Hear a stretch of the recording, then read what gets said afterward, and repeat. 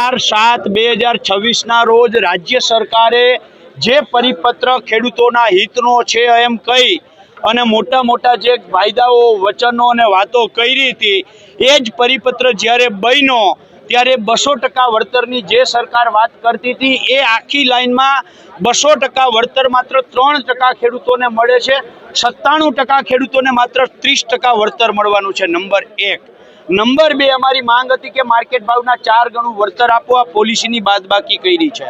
अमारा खेतर में जे तार उभो थाय छे ए जिंदगी भरनु जोखम है। गमे त्यारे थांभलो पड़े, तार तूटे, शॉर्ट सर्किट थाय तो आ जोखम सामेनी पॉलिसीनो क्यांय करता क्यांय समावेश करवामां आव्यो नथी।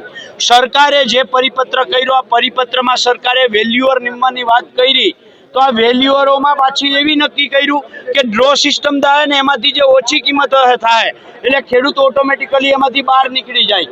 ખેડૂતનો ક્યાંય કરતા ક્યાંય એમાં સમાવેશ થતો નથી। એનાથી આગળ જે વેલ્યુઅરો સરકારે લિસ્ટ આપ્યું છે આ વેલ્યુઅરો તમામ બિનખેતી જમીનની વેલ્યુ નક્કી કરવા માટેના છે। ખેતીની જમીનની વેલ્યુ નક્કી કરવા માટેનામાં એક પણ વેલ્યુઅર છે નહીં। ગુજરાત હાઈકોર્ટનું તાજેતરનું જજમેન્ટ એવું છે કે બિનખેતી જમીનની વેલ્યુ નક્કી કરનાર ખેતીની જમીનની વેલ્યુ ના કરી શકે અને ખેતીની જમીનની વેલ્યુ નક્કી કરનાર બિનખેતીની ના કરી શકે। તો સરકારે એક પણ ખેતીની જમીનની વેલ્યુઅર નક્કી કરનાર વેલ્યુઅર તો જાહેર કર્યો જ નથી અને સરકાર અમારી પાસેથી વેલ્યુઅર માગે છે। તમારે વેલ્યુઅર કેવી રીતે આપવો? એટલે આ બધી જ બાબતોને લઈ અને અત્યારે અમે રાજકોટ કલેક્ટરના માધ્યમથી મુખ્યમંત્રીને કાગળ લખી અને કહીએ છીએ કે આ ખેડૂત વિરોધી પરિપત્રને તાત્કાલિક રદ કરવામાં આવે।